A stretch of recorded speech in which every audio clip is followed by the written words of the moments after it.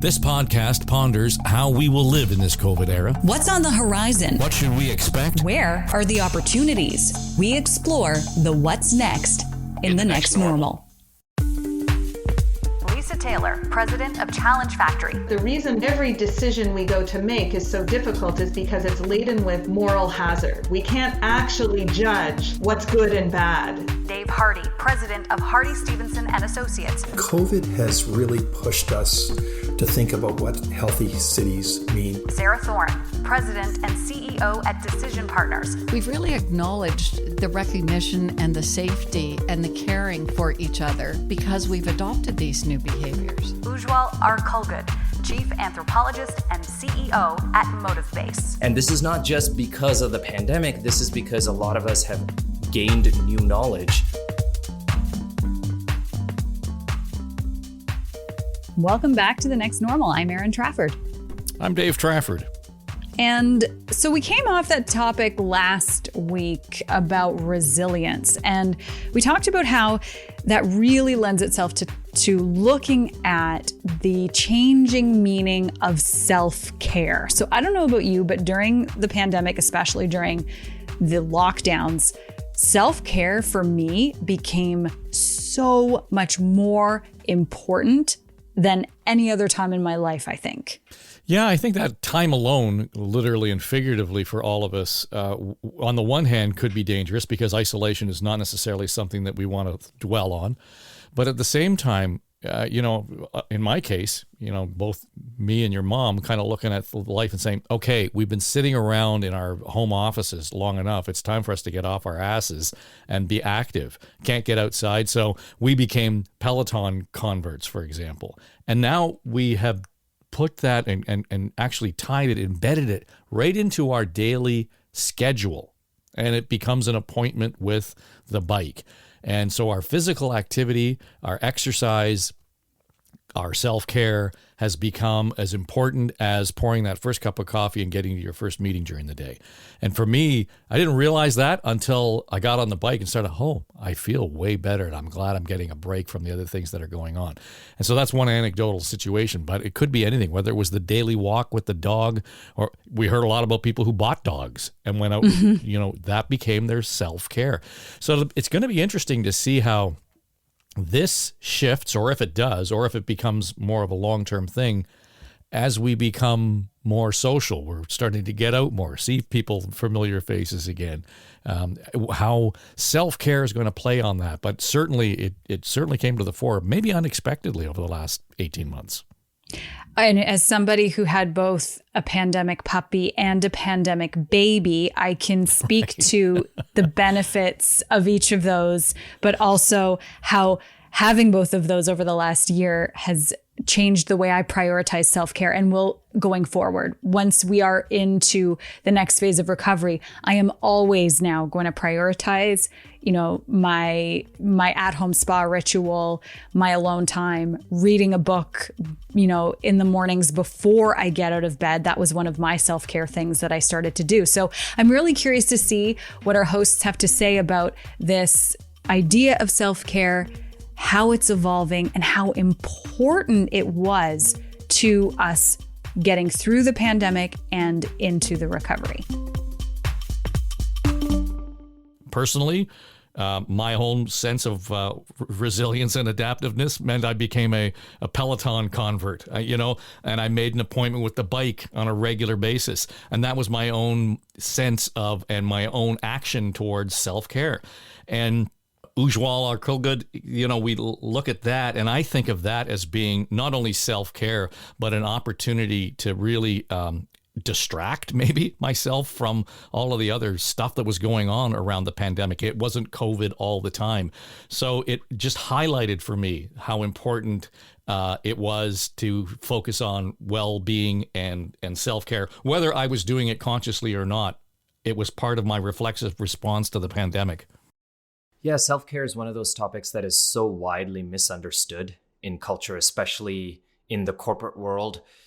We have so many clients with food and beverage brands and vitamin and mineral brands that all try to use that terminology in order to go to market. but it's really widely misunderstood, primarily because when you actually look at what it means to people, what you'll realize, especially in North America, in the US and Canada, in particular, it's all about understanding oneself better, because self-care is really about understanding the things that trigger a sense of anxiety, stress, mood swings, even depression, whatever it is that I am struggling with, trying to understand not just what triggers it, but what I can do, the different aspects that contribute to it, and what I can do to alleviate some of those feelings, whether it's changing my surroundings, my physical space, how it makes me feel, whether it's thinking about the food I eat and the impact it has on my body and my mind, whether it's thinking about the air I breathe, the activities I do, like you on your Peloton.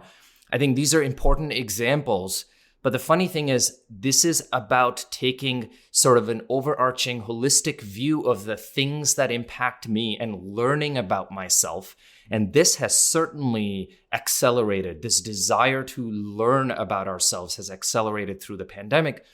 But for the most part, what I find interesting is organizations have not understood this just yet, because they're still trying to sell us products as if it's a, one solution will fix all your problems. They're still trying to sell us a vitamin supplement for self-care. And it shows the disconnect. I want to jump into the defense of employers a little bit. And maybe it's because we don't work so much within consumer packaged goods and some of the product-based businesses, but instead work with, a lot of post-secondary institutions, professional service firms, with firms where the core of what they actually have is their people. They're not selling a product, they're selling the knowledge of their people. And what I've seen over the last year is an enormous shift of awareness of what the relationship is and where the employer can actually play a part in helping to understand more holistically what's going on with their staff. So we've seen budgets increase in the area of being able to help teams have more holistic analysis where they go through a stress assessment that has 9 dimensions that helps them understand, is it a relationship that's causing them anxiety, or is it their personal, physical health and well-being? Is it, what is it that's actually at the heart of some of these things? And give employees the language so that they actually can bring these things up within a corporate setting. We've seen an enormous increase in this type of activity at the employee level. So I think there's a really interesting dichotomy between when these things are being used to market and sell things to us versus some of the trends that we're seeing within workplaces. Maybe it's the workplaces that happen to engage firms like Challenge Factory that are more inclined to look at these things, but where workplaces actually have shifted and started to provide many more tools for employees to not just take a look at these things for themselves, but have language to talk about it with their managers. Yeah, Lisa, I agree with you. A lot of my clients are utilities, government, and that kind of public sector. They haven't gone as far as what you're suggesting, which is wonderful in terms of how to have that conversation. But what they have done is they've opened up the door to talk about those relationships and to let their employees know that we can be unapologetic about thinking about both our public health and our personal health, self-care, but also our mental health. I was so impressed by one of my clients, a utility, that said, let's have a talk internally about mental health. And it opened up a huge groundswell of discussion and caring among people. So teaching each employee as to how to turn to your neighbor at work and say, how are you doing today? And so on. So I think it's incredibly good to see that happening. I tried it with my own staff. After I go, how's everybody feeling? They go, Dave, we're thrilled that you're actually asking. And we had a conversation about how we're all feeling, because we get depressed, we get distracted and so on, but that's a normal part of living through this pandemic. I want to pick up on that because I think that one of the parts of self-care and what you've really all been saying to me is it's really made us focus, to your point, Ujwal, about what's really important to us. It's really made us focus on our values. And I can tell you personally, one of the things that I do now is it's really important for me to talk to my sister every day. My sister's in Connecticut. I haven't seen her since a year ago, February. And there are no client meetings that come in before I talk to my sister every day. We have this wonderful opportunity because she's been looking after my great niece, Quinn. And so when she's driving every day, I talk to my sister for about 25 minutes. And if people say to me, well, can you do a call? Then I say, oh, sorry, I've got another commitment. And I'm giving myself permission to do that. You know what? I can honestly tell you 20 years ago, that would not have happened. And is it important to my self-care? You bet. That's the most important thing to me. The distinction I also wanted to draw was, we do a lot of work with the innovation part of the organization, right? So these are teams charged with coming up with the next solution or the next set of solutions to, in a way, build resiliency for these organizations to survive the innovation that's happening all around them. And the key distinction to be made when you're thinking about designing solutions in the context of self-care is that for human beings, for the consumer, for people, self-care is about tools that help me learn about myself, not tools that solve a problem. And that's the distinction that in particular, I want to clarify. That's the important part for an organization thinking that, hey, I need to be in the self-care space. I have a set of solutions that I think will play in this space. How do I think about it? Well, you think about it as, or ask the question, does your tool help people learn something about themselves, figure something out that's important to them, rather than telling them you have a solution to something? I think it's going to be so interesting to see what happens in the months to come, because I think a lot of our society was focused on doing things to make you feel better, going and buying a new spring outfit, going on a trip, going and doing things, spending money, buying things, drinking vitamin water that has colors. I don't know what it is, but it'll be so interesting to see what people actually do, having now spent this time for the last 15 or so months, having to actually think about what matters to me. How important is that to me? So when we talked earlier about resilience and, our willingness and ability to adapt, and now we're diving a little bit more deeply into this whole idea of self-care and well-being.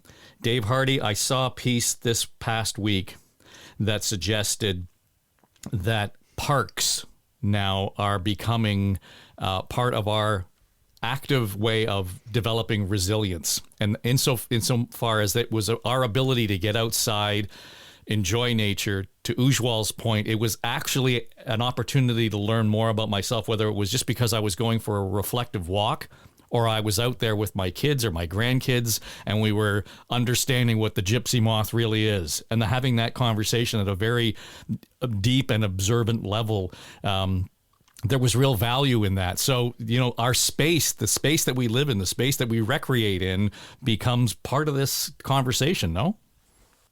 Yeah, there's a long history in planning in terms of working environmental design into how people live their lives. And we see the usefulness and the importance of that in this pandemic. What we really need to look at is that how do we use the parks? How do we preserve them? And my concern is that sometimes we are having, like, as a planner, I'm seeing a really worshiping density. And sometimes those non-dense parks, rural areas are so therapeutic to us and have to be, continue to be so in terms of other pressures that we have to deal with in cities. Yeah, I've heard where doctors are actually prescribing walks in the wilderness. Lisa, you got to wonder whether or not that's going to be an added benefit in the workplace. Here's a prescription for a hike. So, I think we're already seeing evolutions of that. Workplaces have had gyms, and the major workplaces have had gyms or gym memberships or different types of physical health benefits that they provide. I think one of the things that's really interesting that's happened is the shift in how we talk about mental health. Dave mentioned mental health earlier on in this episode. And what I really like is I like the shift where we're now talking about the dichotomy between mental wellness and mental illness, that it's like a spectrum and that it's not just a single thing. We either have mental health or we don't, but that we fall on this spectrum at any point in time between mental wellness and mental illness, and all of the components that go into what gives us the fortitude and the resilience to be able to be mentally healthy, mentally well. And that has to do with how we think about ourselves. What we, to Ujwal's point earlier, do we know what we need? And do we know how to know what we need? Those are all learning processes that we have to go through. It's very meta, but it's very important that we really think that through. And then in the workplace, if you want a healthy workforce, that includes them being mentally healthy and have mental wellness as well. And that includes them having a real strong sense that their work has meaning and purpose, that it relates to the work of the other people that they're working with. This isn't just about activities like taking a walk or eating healthier. There's connection and relationship that also goes into what does it mean for us to take care of ourselves. And knowing what we want from our work and where we're heading is an enormous part of mental health. And I'll just mention really quickly, there's been studies that have been done that have shown that when teenagers in high school are given significant opportunities to do good career exploration where they can see where their interests connect with their community, the demand on social workers within those schools goes down. So that's true for adults as well. If you know how you connect with the community around you and how your talents really relate to what's needed around you, it gives you much more agency to be able to take control of some of the other areas of self-care that you also need to be focusing on. I would totally agree. And I want to pick up on that because I think it's a really important point, reflecting on our conversation about adaptation and resilience and community resilience. Just understanding who's in your community and acknowledging what they do, what their role is. I remember being in my little grocery store. I haven't been in a big grocery store for a year and a half. Being in my little grocery store and just getting to know the people at the cash personally and thanking them for the job that they're doing. Those are the people that are looking after us. I have a neighbor who puts out a bucket of little treats and bottled water for delivery people. We rely on those delivery people. They're the ones that, certainly at the beginning of the pandemic, those were the people that were bringing us food and anything that we ordered. Now they're part of the fabric of our community. And just being able to acknowledge people and reach out to them, I found it's really important to ask people, how are you doing today? I think it's a better question and it's a more honest question than how are you? Just kind of a throwaway. Or, how are you today? Or have a good day. But how are you doing today? Because one of the things that certainly I've experienced, and I expect you all have too, is that my friends, my family, my colleagues, going through this pandemic, it's been different people have had different days. Some days are tougher than others to get through. And sometimes for really no, apparent reason, there's just days that are tougher than others. And I think that just taking the time to ask people, how are you doing today? Is so powerful. And it's such an important connection to where you are and who you're with. Sarah, where I have a lot of fun is I go, actually my wife takes me for a daily walk around the block. But now with the pandemic, I see what used to be strangers going for their walks as well. And I'm kind of an out person. So I say, how are you? They go, are you talking to me? What's wrong? It's like, no, I'm talking to you because you're my neighbor and I see you every day. So I think I should be talking to you. Oh, I'm doing fine. How are you doing? It's kind of breaking down that a sense of relationships with other people and building that community, which is so important. I had the funniest experience I'll share with you guys. About 2-3 months into the pandemic last year, all of the people where I am who are out walking their dogs, everybody knows everything about everybody's dog, the dog's name, everything about the dog. And what happened, and it happened to be about 3 times in about 2 days, people said, I know your dog's name, Birdie. I don't know your name. And it's important I know your name now. And now I have all these friends and we all know each other's name. And of course, we still know everything about everybody's dogs. I'll share an example of how we've been able to do that remotely, even within the workplace. So within my own team at Challenge Factory, we have people that work all over the country. Some have joined us during the pandemic. We've never met we've never actually met in person. But, one of the things that was really important, especially with team members that live alone, that went through the early parts of the pandemic really isolated, was to make sure that they knew that there was connections and that there was ways to talk about these things at work, because we spend so much time at work that's actually a significant part of how we can do this, not just on the walks in our free time, but all the way through our day. So we started a process where every other week we meet on Friday afternoon and we have what's called a noticing circle. And instead of asking, how are you feeling or how are you doing, which some people may find easy to answer or hard to answer, all that I ask of my team is, what are you noticing? And I ask them just to report back, what are they noticing, whether that's something in their own personal life or with their family? What are they noticing in the media and the stories that are being covered, in the kinds of work that we're doing and the feedback we're getting from clients? Whatever level they want to answer the question on, we enter the discussion by just saying, what are you noticing? And we've had enormously vulnerable conversations among this team that really, in the pre-pandemic days, we would have said are strangers because we've never met face to face. They don't know each other all that well necessarily. We've really become very tight simply because we've taken the time and the space to notice what's happening around us and to share that with each other. And we publish the results of those noticing circles and we can track over time. It's almost like a timeline of the key topics of the pandemic that have happened over the course of the time horizon. That's pretty cool. We were doing the same thing in my company, but around gratitude and having everybody talk about what they were most grateful for in the first year. It was a really interesting way to start the conversation. Well, this leads us nicely into where we want to take this conversation, because I think we're kind of gone through the resilience phase and talked a lot about that. We really need to talk about this, the effort around recovery. And I know, Lisa, you and your team are particularly focused on that. And the question is, are we recovery ready? You guys have, you've got an event and a whole host of things that are coming up. Tell us about it. Yeah. So in August, we have a summit that's being led for mid-size leaders in companies that are mid-size that may not have significant internal bench strength to be able to think through, how do you capitalize on all the opportunity that's about to happen while recognizing your teams are probably pretty tired.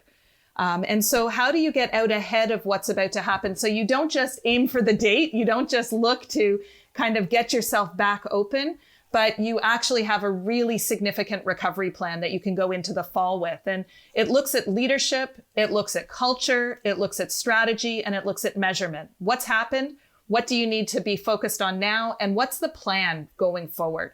So there's lots more information about that at recoveryready.ca. And it's a great group of people that are coming together for some really solid action planning. Yeah, it's nice to hear that the focus is on planning, because I think one episode here, we started off by saying there was no plan, and here's where we find ourselves. All right, we'll leave it there. But between now and the next time you listen, we're going to put some thought into what is the recovery plan? What does that look like? And the actual innovation that we're going to have around public policy to make some of this really take shape and form. Yeah, that was a good conversation. And I think it's an important thing to just, breathe, and take that moment to be aware. And the last couple of episodes have really been focused on awareness and so many levels, self-awareness. And I should say, I didn't mention this off the top of the show, but part of my self-care was sitting in the barber chair getting a haircut. So small as that might have been. I have found I'm also much more conscious of asking people now that not only how are you doing, but how are you doing today? How are you doing today in this moment. And it's self-care and also awareness of the other that is what's going to bridge this isolation gap where we have felt so alone and so cut off. But as soon as you kind of step out and say, how are you doing today? That social fabric really starts to solidify again, right? Like Dave talking about his wife taking him for a walk, and then all of a sudden the neighbors who they had never really talked to before are no longer strangers. They're friends, they're familiar faces, right? Yeah. The silver lining here is that when we indulge in self-care, or this is what I've learned, when we advocate for our own self-care, we actually become better human beings. I use that phrase, how are you now? And I always get the letter Kenny response, but at least it makes that kind of social engagement where you can get into it. And people will say, well, what do you mean, how am I now? No other time matters. Right now is what matters. How are you right now? And so it has never been more obvious than it has been during this COVID period. Yeah, I do that with my kids all the time, right? Like I'll ask my 4-year-old, how are you feeling right now? And kids are really great at answering that question, but adults not so much. But I think we have gotten better at becoming aware of where we are in this moment and saying, you know what, I'm having a tough moment right now. I'm having a great moment right now. And that's just part of resiliency and building our communities back up. The Next Normal is sponsored by Challenge Factory, shaping the future of work. By Decision Partners. Our world is a better place when we make better decisions. By Motive Base, decoding implicit meaning behind what people talk about. And by Hardy Stevenson and Associates, planning the cities of the future. Comments, questions, or ideas for our hosts? Feel free to drop us an email at hello@storystudionetwork.com. This series is produced for the Story Studio Network by Eye Contact Productions.